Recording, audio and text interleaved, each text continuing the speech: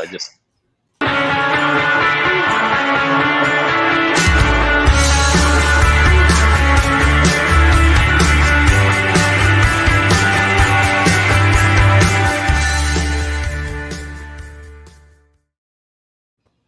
Good afternoon, Louisiana, and welcome to Bayou Bets for Monday, July 18th, here on bet.nola.com.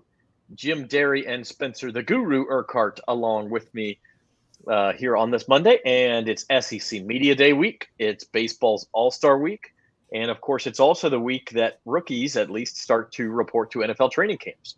So although you might call it the slowest week in sports, and in some ways it is because it's really the only week that the big four sports are not going with baseball on its All-Star break, there's still enough going on for us to talk about, boys.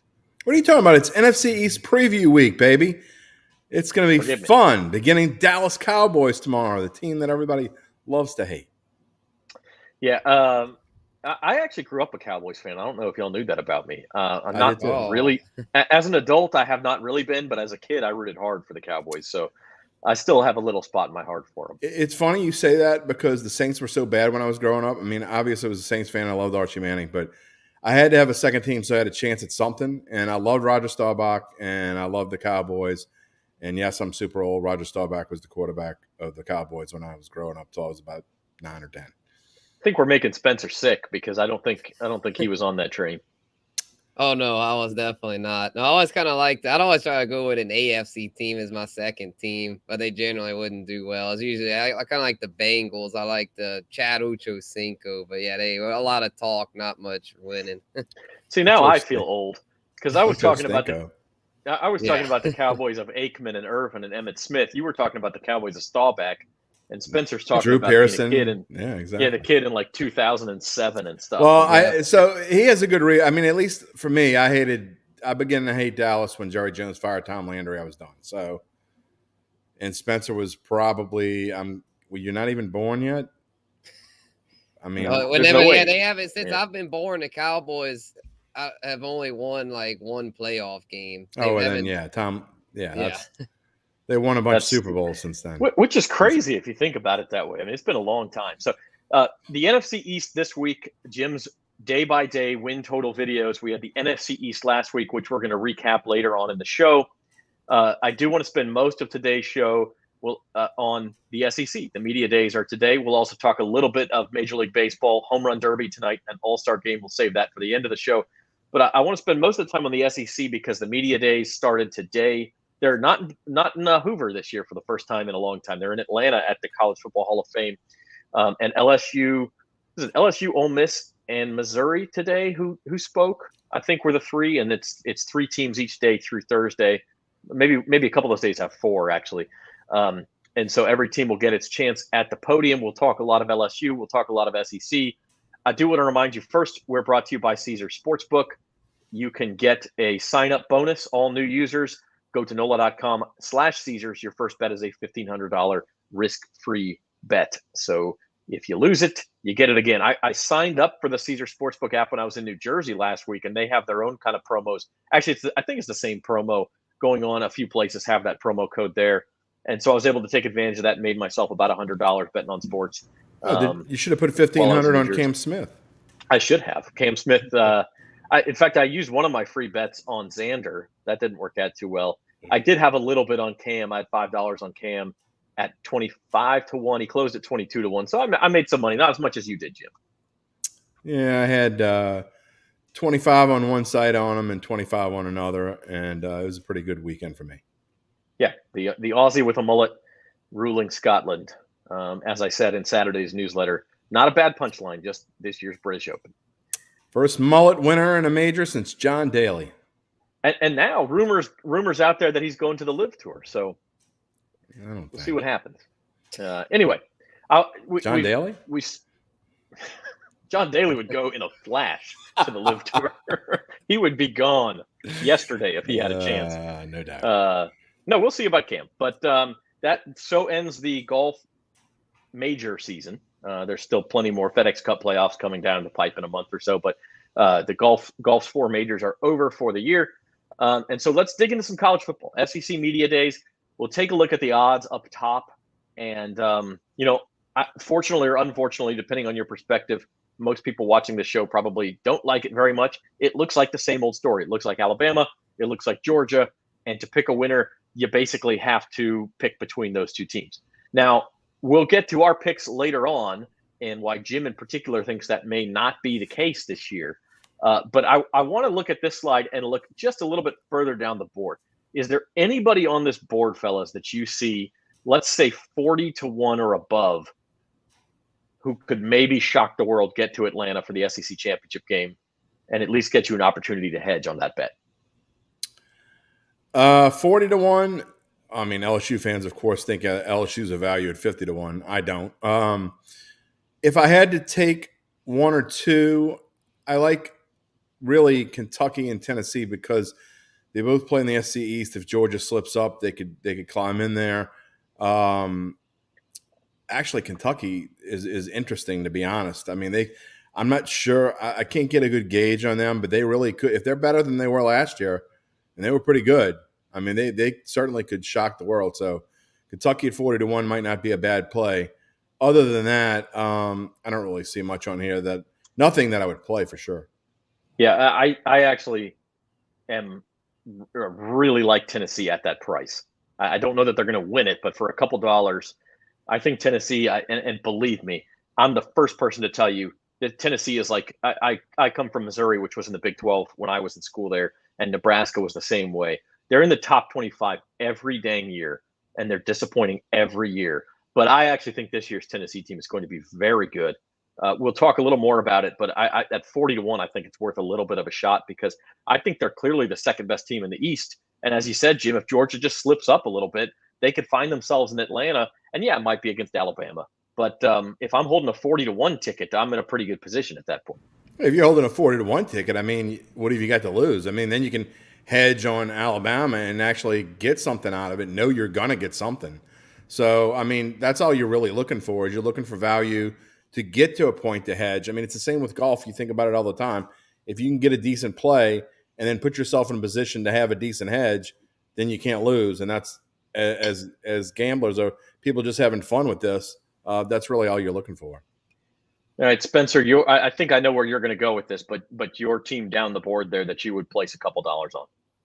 For sure. Yeah, there's a couple that I could maybe see myself placing a couple dollars on. Out of the West, I kind of like Ole Miss at 40-1 with Lane Kiffin. I could see them maybe making some noise there. And then the team that I really like out of the East is Florida. There's a new culture over there with Coach Billy Napier coming over from Lafayette with my Raging Cajuns. He really, I know it's the Sun Belt, but he really turned that program around and made them, really good. So I'm thinking with Florida, I'm not saying they're going to bring them to the national championship in year one, but I definitely think that they turn around in a big way from last year's disastrous season from Florida standards, and that this year, I think they'll be in the mix. I think they'll win about 8 or 9 games and be right up there as far as being a contender on that East side. I do like the Ole Miss pick, and we'll talk about the divisions here. We'll go to the East first, where you were just talking, Spencer, with Florida. They're down at 13-1 to win the East. I mean, I'll just be repeating myself here, but Tennessee, obviously, I think 40-1 to win the whole thing is maybe a better value, but 11-1 to win the East. The only thing stopping me from making them my East pick is the fact that they have to go to Athens this year. If they got Georgia and Knoxville, I would feel, of course, that price would probably be a little lower, but I would feel a lot better about them potentially knocking off Georgia. But as you'll see with Alabama too, I mean, we're talking heavy favorites. There is no value to be had on the favorites, Jim. $2 on the doors to win 1,000. Do it. Do it. By the way, that's how much worse Vandy is than every other SEC team. Like Missouri is the second worst team in the SEC. You put $2 on, then you only to win the East. Yeah, you only win 100. Vandy's 500-1. $2 bet on Missouri get you $100. $2 bet on Vandy get you $1,000 if they were to win the AFC East. I mean the SEC East. See where I am? Team, Jim, where my mind is. Yeah, your team, by the way, Jim. Your sleeper pick, Kentucky, does get Georgia at home, which may be why they're priced just a little bit lower. Yeah, so and remember that game last year was a pretty good game. I mean, Georgia ended up pulling away a little bit at the end, but that was a really good game. Georgia didn't play very well in that game. I think they had a couple turnovers. I think they had a turnover on downs as well towards the end of that game. But Kentucky hung with them. And again, I'm not ready to say this. It's only July. My heart's in the NFL right now. That's where I'm spending most of my time preparing. But I think Kentucky at 9-1 is not a bad play. So, I mean, to win the SC East, I mean, and again, you talk about looking for teams that have a chance to put yourself in a place to hedge. Georgia's putting $10 on Vandy. But the problem, Georgia, is that you're going to need to beat Georgia. Georgia's going to have to root against Georgia in that case. It's going to be a little Vandy at Georgia on October 15th. But listen. I've brought this up before. Kevin Malone from The Office. If someone gives you 5,000 to 1 odds on anything, you take it. And this is pretty close to that. I mean, you're just playing the lottery. You know what kind of like you'd be a national. Caesars would be tweeting about you. We'd have you on our show. You'd be on a lot of other shows. I mean, it's worth $2 just for the publicity. $10 if you want. Go ahead. Love you too, Georgia. And by the way, if you make that bet, send us the bet slip. Yeah, we want to see that. Email it to one of us. We'll write about it because $10 on Vandy to win the East. That's pretty good. That's a pretty good payoff. There you go. $10 will get you on bet.nola.com, and I will mention you on the season premiere of the Datitude podcast this Friday. Yeah, that would be fantastic. Just drop a screenshot in the comments of that pick. jderry at theadvocate.com. Go for it. Let's look at the SEC West here, where we don't have to worry about any 1,000 to 1 odds because there's no Vandy. It's pretty crazy to see Auburn at the bottom of this list. I wonder when the last time they were the long shot to win the West was, but they're at 75 to 1. And again, you look at Alabama, just overwhelming favorite, no value at all there.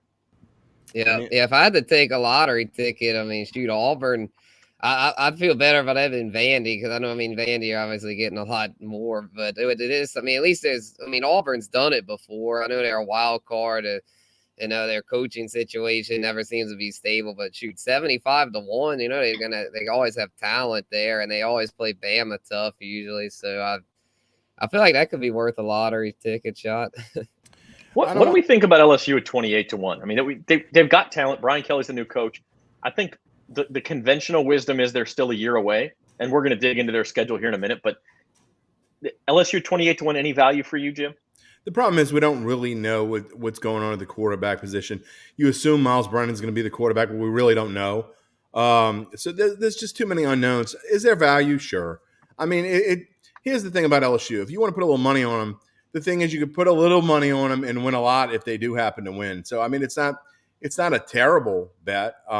I probably won't put anything on it, but it's not a terrible bet. But I don't want to give away my sleeper pick, but I will say that, unlike you guys, I do not like Ole Miss. Lane Kiffin is, if anybody can piss off Nick Saban, it's Lane Kiffin. And he will have Alabama ready and raring to go when they play Ole Miss. And I could see maybe A&M or somebody else in the SEC like catching him on a bad week or something. Not that he likes Jimbo Fisher either. But he is not going to lose to Lane Kiffin, I can promise you. You wouldn't think so, although I don't know that he's going to lose to Jimbo Fisher. He might be more up for that Texas A&M game.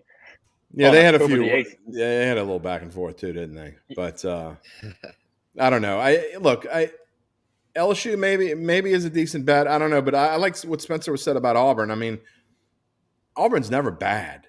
I mean, even a bad Auburn team is decent. So I mean, they might come out of nowhere and surprise some people. At 75 to 1 to win the SEC West, who knows? Maybe it comes down to the Iron Bowl. That would be interesting. Well, if they can get it that far, the Iron Bowl is never a blowout. Doesn't seem like. Yeah. Even last year, Auburn was 6-6, and Alabama was 3 or 4 overtimes to beat them. 4. It was 4 overtimes. It was what was it?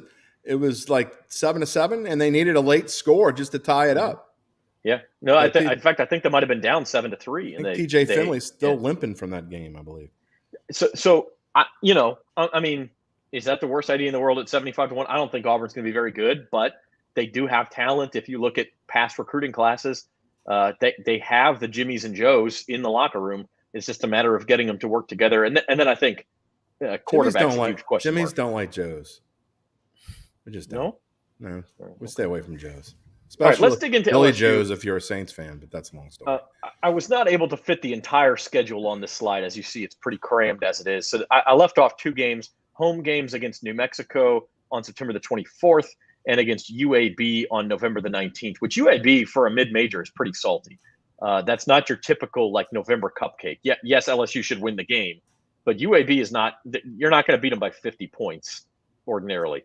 So keep an eye on that one. But here are the other 10 games, and I leave the other 2 non-conference games. Florida State, as we've talked about, LSU is 3.5-point favorites. That game is at the Superdome on September the 4th on a Sunday night. And then they play Southern, which will be an emotional game for a lot of reasons here in Baton Rouge. And it'll be a hell of a lot of fun, but I might add. Might bring the family to that one just to see the bands play. And I was going to say that you can leave it after halftime's over. The pageantry will be fantastic at that game. Yeah, and you might, because on September the 10th, it'll still be about 92 degrees at kickoff. And then we have the conference slate. And you talk about, could somebody on a good week knock off Alabama? Well, LSU gets them at home. It's going to be a night game. It always is. After a bye week. Yeah, of course, both teams usually schedule that game after a bye week. But what I look at when I see this is a really backloaded schedule. You look at those last 4. All 4 of those teams had really good teams last year. So if LSU is not, say, and of course the UAB game is in there too, but if they're not about 5-2 after their first 7 games, they're going to have a bad season, but by LSU standards. Well, what I think, and it's the first thing that I noticed as well, but here's another thing that's a positive. If they gain a lot of confidence, if they beat Florida State and they go through and beat the teams they're supposed to beat and beat Tennessee and Ole Miss, because they'll probably be underdogs in those games, assuming crazy things don't happen before then. But, I mean, it's not out of the question at all that LSU's undefeated going to that Alabama game. It really isn't. And so if they get some confidence going into that part of the schedule with a bye week, who knows? I mean, that's a good thing to me that they don't play those. You don't want to play those 3 teams, in my opinion, early in the season, because you lose 2 or 3 of them, and then it's like, who cares? We're just playing for a bowl game and whatever. So, I mean, that it's realistically possible, and then obviously odds start dropping. So if you do want to put a bet on LSU, you do it before the Florida State game, because that's the only time you're going to get the value you get now. It's interesting you say that. I mean, really, I think you start with trying to be 5-0 when Tennessee comes to town on October 8th. Sure, of course. Because, again, I think Tennessee's going to be good. Even if you don't, look, the first 5 games, Florida State, we know they're favored by 3.5 points. So you got to win that one first.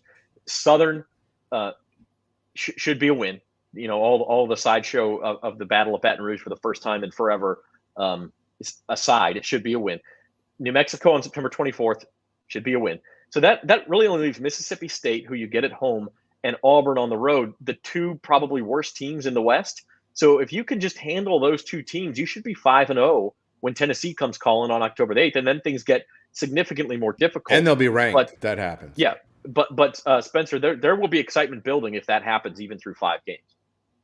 Yeah, most definitely. Yeah, they just got to take care of business against Mississippi State and Auburn, because we know Mississippi State's giving them trouble in recent years. Auburn's always a tough game for them, it seems. But I mean, they've got the talent. I mean, they just got to execute and make the just make the plays don't slip up. I mean, it's just those SEC games are always really challenging. But yeah, I definitely see them getting off to a good start. And they're gonna have to, because like you said, that second half is really brutal. Watched a little bit of Brian Kelly at Media Days this morning on the SEC Network, and nothing. Look, it's cliche central, and that's what Media Days are. He was pretty funny. He talked about how his accent is now a mix of Boston and Midwest and Southern, and he doesn't say family anymore. He says family. So he's poking fun at himself for the whole accent thing. And look, there were sort of these awkward moments after Brian Kelly was hired, and he used the fake Southern accent, and he was dancing in the TikTok video and stuff. LSU's been killing it on the recruiting trail. And so whatever he's doing is not having any negative effect on recruits. In fact, it seems to be having a positive effect. And I think LSU is caught up in the NIL game a little bit as well. And so I think the future's bright under Brian Kelly. I really do. I just don't know that we're going to see 10-2 or better this year. When he says "way yat hot," then I'll start paying attention to what's going on with his dialect. Or I can't even try Spencer's going to have to give me the Cajun accent because I can't even try it. I'm terrible at it. All right, Spencer. Spencer, can you say we're going to beat them bum Crimson Tide in your best Brian Kelly accent? We're going to beat them bum Crimson Tide. That's a good mix of country and Cajun right there. I like it. I feel like eating some boiled peanuts. Yeah. Yeah, there you go. There you go. Because we're Brian Kelly, do it, y'all. We're going to do it. Yes, much like myself as a transplant, and so we're kind of mixing up all the different dialects here. You're a real mix. You've been all over the place. I've been all over the place. So that's sort of the story for LSU. They're about 6 weeks away from opening day. I think it was 6 weeks from yesterday. So we're at 41 days until LSU kicks off in the Caesar Superdome against Florida State.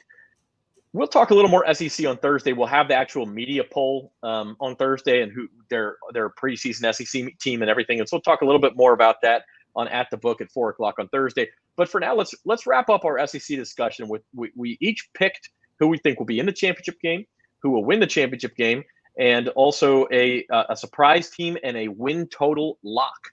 So let's get going. Jim's SEC picks. This is where your surprise comes in, Jim. Yeah, I mean, Texas A&M is maybe it's not. This is not a lock. My only lock is at the bottom. Okay, you're looking for value. When we want locks, we go to Vandy. That's right. There's your lock. You know, people are calling me nuts already, but I'm looking for value here. I'm not going to play Alabama or Georgia anyway at basically even money, or Alabama's worse than even money. I'm not playing that. It makes no sense to play it. I mean, Alabama and Georgia are great teams. They're going to be great again this year. But you know as well as I do that there are crazy slip-ups every year in college football. I think Alabama probably has as good a chance to win the national championship as they do to win the SEC championship. There's more value there, in my opinion. So I like Texas A&M, and I like the number. Or am I nuts? Yes. Ask my wife. And then to win the East, there's no value. I would never play this. But there's no one else in the East I like at all except possibly Kentucky. I might put a couple bucks at plus 900. But really, I mean, if you're going to bet on it at all, then just suck it up and eat the juice, drink the juice, whatever you want to call it, 500. So my surprise team, obviously, is Texas A&M. And you talk about win total. This is no joke. Vandy over, you're getting great value at plus one.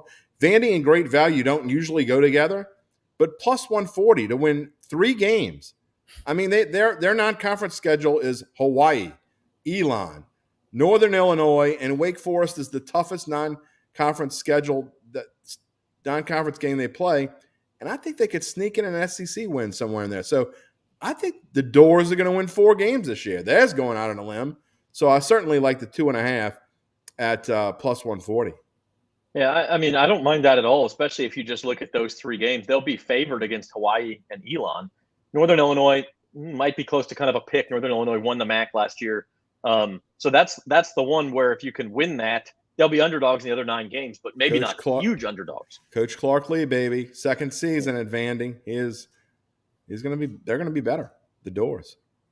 It'll be interesting. But hey, what I like about that is when you pick a win total, number one, you don't always need to be looking at the best teams. In fact, you probably shouldn't be. If you're betting the best teams, and I didn't pick this for mine, but if I was going to pick an under, it would have been Georgia under 11, because I just think they need to go 12-0 for you to hit that bet. Right, you only need to lose 1 to push. Yeah, and I think there's just bound to be a little bit of a hangover.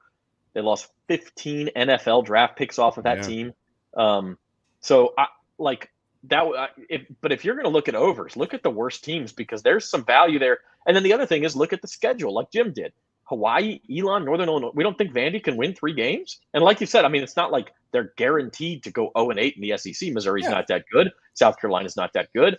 There are chances there. And Zach, if it was minus 140, I wouldn't play it. But I mean, at plus 140, you're getting a great value. I mean,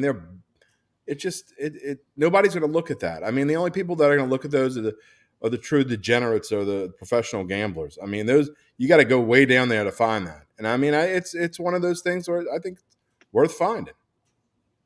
All right, Spencer. Spencer and I are going to eat a little more chalk than Jim did. Go ahead, Spencer, your picks. Yeah, I had to go chalk to win the East and West. I just don't see any real upsets happening here. Alabama with Bryce Young, I feel like still going to control that and probably run the table and win the SEC because Georgia, also they don't win the East. I think they'll come down somewhat, and I just don't see them being able to knock off Alabama 2 years in a row. Hopefully someone can knock off Alabama in the college football playoff. But we're just talking SEC here. Am I surprised, though? I like Florida, with Billy Napier.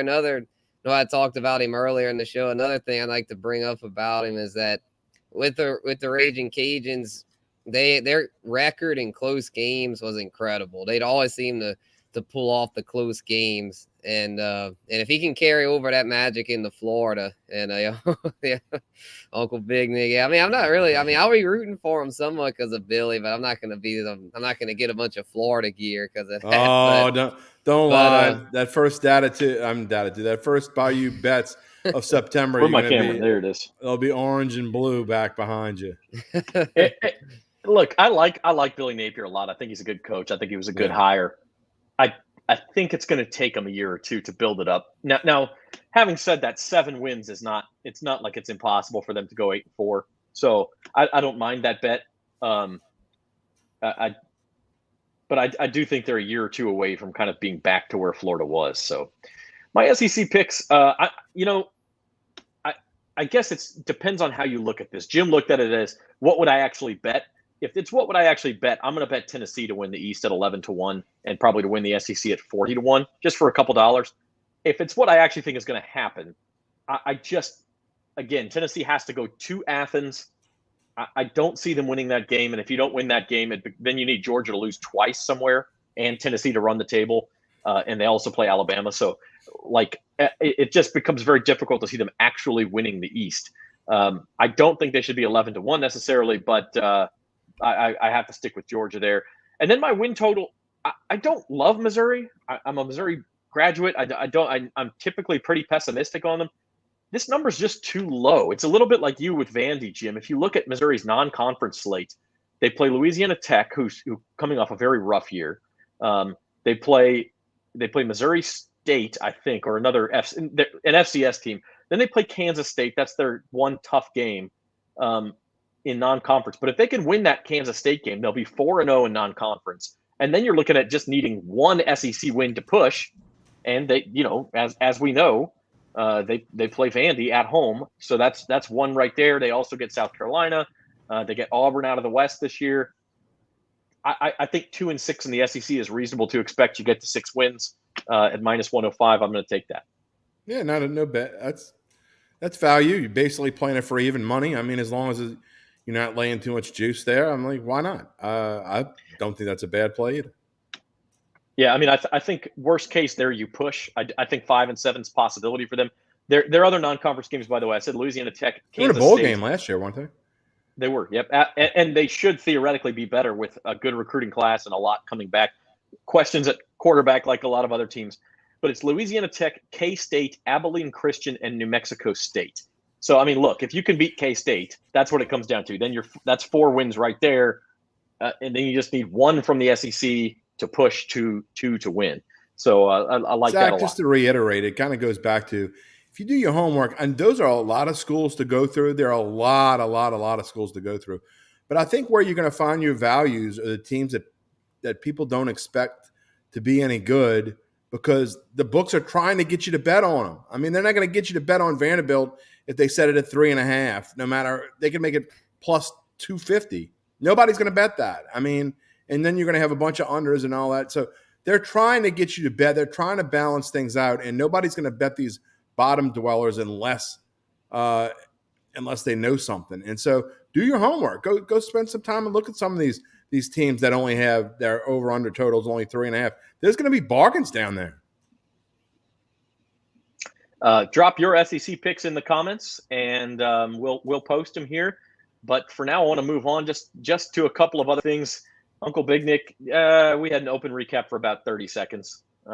Didn't do too much on it. Cam Smith wins. They just don't want to talk about it when I win money. That's all. But listen, and he won more than me. Yeah, if he wants to crow about winning money, go ahead and we'll post that too. Cam Smith. Take a look at his ticket.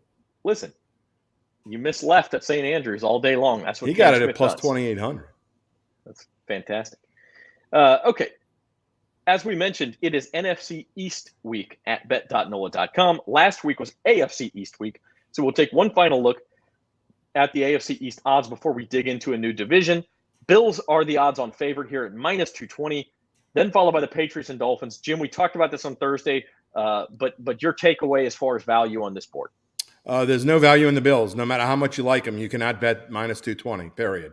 So really, to me, the only value on this board are the New England Patriots at plus 450, and the way their schedule lines up. Look, all the AFC East teams have a fairly tough schedule. It's definitely harder than last year where they all had easy schedules. And so I don't like the Dolphins. I don't like the way their opening begins. I think they're going to be in a tough position. That they could be 1-3, and they have another really tough stretch later on where I think they have to go on the road and they play like San Francisco and the Rams, and it's all together too. So I think the Patriots are the only value on this board, and never bet on the New York Jets. The Jets, it's interesting, and I know Spencer likes Breece Hall a lot, the Jets rookie running back. I don't know how good they're going to be. I do know that Zach Wilson can score points. You thought I was going to say something else, didn't you? I'm not going there. I love Robert Saleh too. There have been sharp bettors on the Jets in this offseason, is what I was really going to say. Well, I mean, and that has forced their price up, by the way. Their over-under win total is 5.5, and I think you got to play minus 175 to bet the over. There is certainly no value there. If you look at their schedule, I think they're going to be better, but just because they're going to be better doesn't mean their record's going to be better. It's a whole different schedule, a whole different ball game. So I think you will see them grow, and I think next year will be a better year. But then next year, you maybe get a value if they're 4-13 again, which is a good possibility. I think that's what they're going to be. Then next year, I think they have draft picks. They had a great draft, maybe better than any other team because of the picks they had.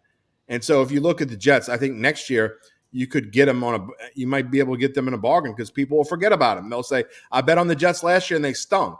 So next year is the year to get the Jets at a bargain. Meanwhile, to me, the Patriots at 8.5, I think they have a decent chance to win this division.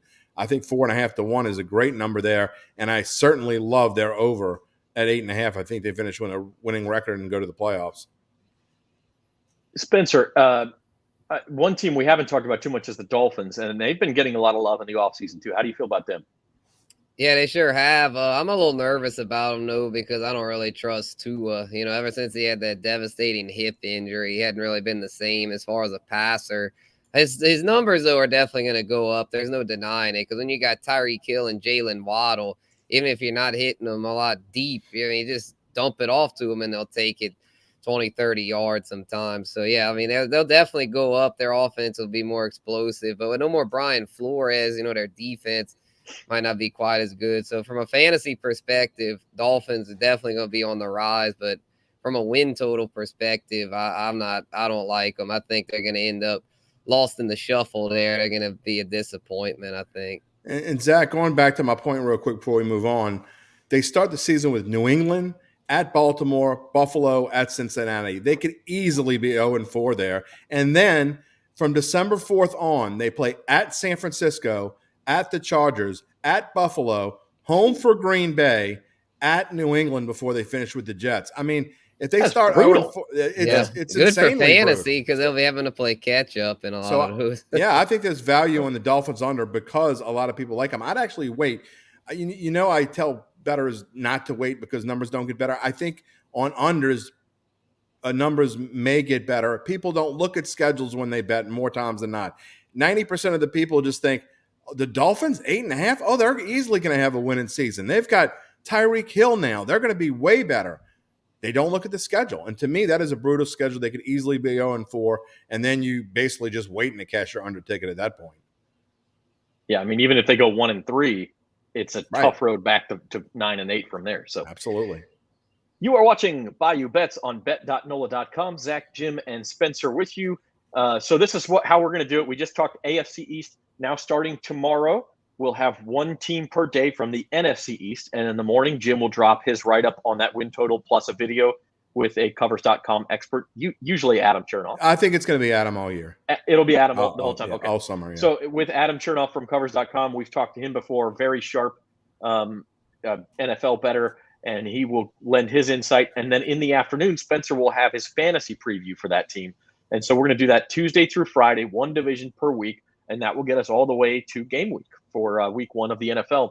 So it's going to be a lot of fun. NFC East starting tomorrow with the Dallas Cowboys. Before we go today, one more thing to talk about. It is baseball's all-star break, and that means tonight from Chavez Ravine in Los Angeles is the Home Run Derby. And Pete Alonso bidding to become the first ever three-peat champion of the Home Run Derby. Odds are plus 190. Spencer, you picked that as one of your best bets. I'm a little – I don't know that you're getting enough value there. I mean, you're talking about 8 competitors here. There's a little bit of randomness to this event. Tell us why you like Alonso to win again. I think he's gonna do it because he knows how to do it. He's got the experience. I know the field's really tough this year, but he says he's the best outside of Aaron Judge. I feel like he's the best slugger in the game right now, and Aaron Judge isn't in this field, so I feel like with that he should be able to get it done again. I mean, it's definitely tough with 7 other competitors. But let's be real. I mean, about Albert Pujols. I mean, I grew up a huge Albert Pujols fan. He was my guy, but it's basically 7 in the field. I mean, I don't see Pujols having much of a shot here. I hope he proves me wrong, but I don't see him really being a threat. I mean, his odds should be a lot longer than that. Yeah, that's like betting on Tiger in a major. Yeah, that's like betting on Vandy to win the. Oh, sorry. Oh boy. Man, but Pete though, I just think he's got this thing mastered. I think his approach is perfect. He's got it down. I'm not a big Pete Alonso fan personally, so I hope I'm right for the best bets, but I mean, I'm not really going to be rooting for him, but I just, but taking my bias out, I feel like he's going to get it done. I mean, he's that good. All right. Jim, what value do you see on this board? There are 2 guys I like. One of them is a guy that I'm sure you like. I like Julio Rodriguez at 700. That's not a bad value play there. And to me, it's more often than not, these home run derbies are someone you might not expect, or maybe someone that comes out of the woodwork and just goes on a tear.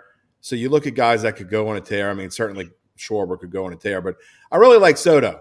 He's got the experience of playing this thing. He's a young guy, got a lot of power. I think there's value there at 550. And again, the fact that he's done this before lends credence there. I'm not going to bet on Pete Alonso. He's already won it twice. And if I were to bet on a home run derby, which I'm a degenerate, but I haven't gone that far into the hole yet, I would not bet on a guy that's already won it, which means Pete Alonso is out for me. Not that he can't win it. He should be the favorite for a reason. By the way, he's won back to back. Producer Patrick says he likes Acuna. And by the way, Ronald Acuna, I don't mind him to win the Derby, although he does have to start with Alonso. So that makes it difficult. He's got that difficult path. But one place I like Acuna is to hit the longest home run, which is a prop you can bet on. Acuna hits some absolute tanks. Why wouldn't they just put Pujols with Alonso and get it over with? Well, he's with Schwarber because Schwarber has the most home runs and is the top seed. And so that's why I actually see some value in Schwarber at plus 330, because I feel like he's got a bye to the semifinals. If he's facing Pujols, he's going to get to the final 4. And at that point, plus 330 is pretty good odds. So I do like Schwarber. And then, yes, I do. I like Julio. I've already put there was still a plus 900 on Julio floating around this morning, so I took that. It was actually 10-1 a few days ago. It's now down to 7-1. So Julio's taken some money. And I will say this, his line for how many home runs he hits total, it started at 24.5. It's gone up to 26.5. He had a 4-minute Derby practice session the other day and hit 36 home runs. Now you make me not like him, because that means that I'd have to bet with the public if I wanted to bet on that. The typical home run derby round is 3 minutes. So he hit 36 in 4 minutes. So if you do the math there, that's 27 over 3 minutes. And that means he could hit it in the first round is over 24.5. I just feel like that line was way off. I don't know about 26.5 because then you basically need him to get to the second round in order to cash that bet. So anyway, interesting stuff. And I honestly think we'll talk about the All-Star game in a minute. The way baseball's All-Star game has trended, the home run derby is almost a centerpiece event anymore. I mean, it's sad but true.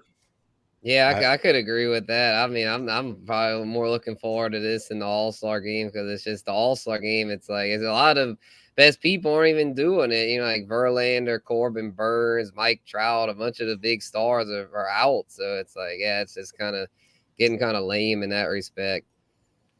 I'll be yes, Nick. We're studying the home run derby. You're studying the 3M Open, man. Yeah, he is. I guarantee. Let's talk about which one's a bigger event. I'll tell you, I'll be playing poker tonight, so it doesn't matter to me. It's Monday. I'm playing poker, and tomorrow night, after I finish all the NFC East stuff I got to do, I'll probably be folding laundry, and my wife and I will be watching Blue Bloods.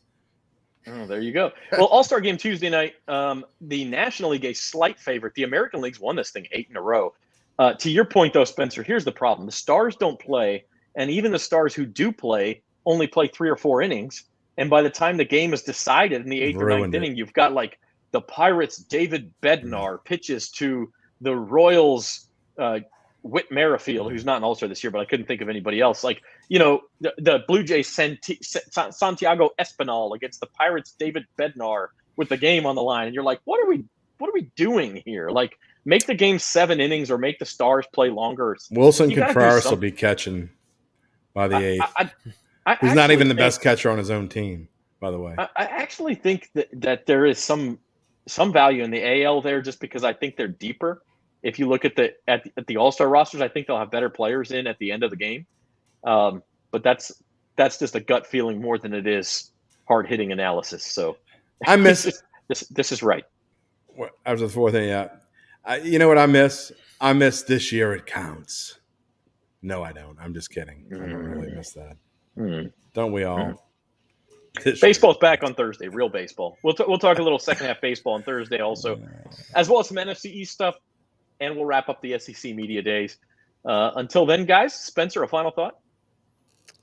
Let's see. Final thought. I guess I'll talk about the NASCAR race yesterday. I hit on one of the Fast 5 picks I make every week. Christopher Bell got the win yesterday. I was happy about that.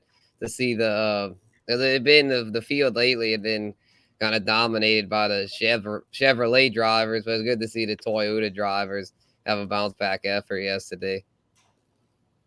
Jim Derry, final thought. Oh, I'm excited to get Datitude back on the road. We have not done a Datitude since we had Mickey Loomis in our season finale at the end of June, and we are getting back into it. Season 2 begins on Friday. I know Adam Chernoff is going to be one of my guests. And Adam, as we talked about it, has been coming on and telling people whether he agrees with me, disagrees with me, or is remaining neutral. And it's been really cool to hear him, you know, if he likes something I have to say or doesn't like something I have to say, you know, come back with the point. And it's super interesting. But what he's going to talk about on Friday, he's going to talk about how to go about betting futures. And this will help people who want to bet some of these college football futures as well. The guy's brain is just some of these guys that going through, and since I got this job and met some of these experts and people who make a real living doing this stuff, it's so interesting to hear how they think. And that's what Adam's going to talk about on Friday. It's going to be how he thinks and how he approaches stuff in late July and August, and not so much what to bet. And that has helped me. Guys like Adam have helped me immensely. The way I think about things, and it's helped me with golf. It's helped me with football. It's helped me with every sport. So, and Andy Lack has been instrumental for me in golf. So these are the sorts of things we want to talk about on Datitude coming forward, not just because, I mean, look, once football starts, we're going to just be talking about the Saints for the most part and LSU and sprinkling some Pelicans. Now's the time we want to tell people, if they're interested in betting, how to do it. Yeah, our job is, number one, to entertain you, but number two, it's also to make you a smarter, better, and to really give you as much information as we can as you go forward and try to have some fun with this. So that's our job. Tune into Jim's videos every day because they've been really good. Adam's just, like you said, the way his brain works is just a little bit different, but he makes you smarter. Definitely. He asks you questions that you've got to answer. So I like that about him. And by the way, my final thought, if you tune in Thursday for no other reason, Thursday, 4 p.m., it's our farewell show for our good friend Devin Jackson. Devin is moving on to greener pastures in this industry, and that sucks, quite frankly. But we get him for one more show on Thursday, and so come say goodbye to him with us 4 p.m. Thursday on these same social media channels. Until then, for Spencer the Guru and for Jim Derry, I'm Zach Ewing. This is Bayou Bets.